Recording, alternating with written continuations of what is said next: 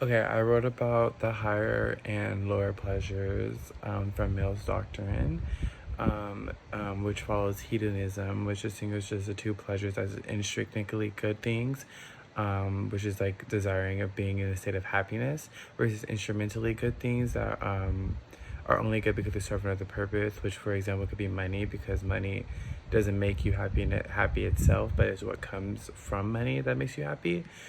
Hedonism is also the idea that the pleasure is the only thing that is intrinsically good, and that things that are good because they bring pleasure.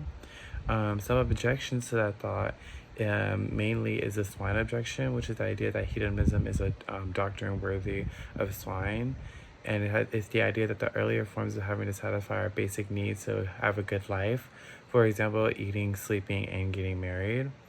Mill's response to these objections are that they are degrading human nature because human nature has the capacity of naturally pleasuring us individuals. Mill also argues that old-fashioned hedonists had the right idea of ranking pleasures as having the higher pleasures are better than the lower pleasures.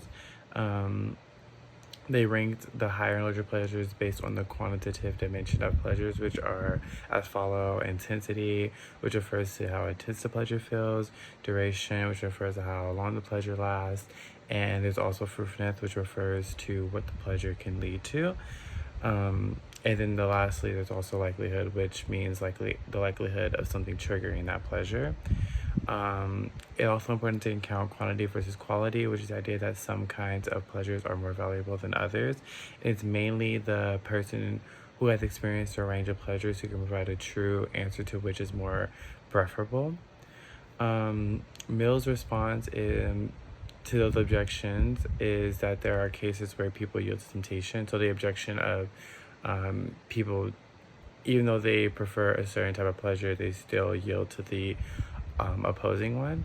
And Mill's response is that there are cases where people yield to temptation and indulge in their addictions, and in human nature is subjected. It's human nature is to be objected to these kind of temptations. It's also important as they age. As we age as human, we tend to choose lower pleasures in response. This happens when people lose their capacity to enjoy the certain higher pleasures as a result of lack of laziness, and people are losing their capacity to enjoy certain pleasures as they age.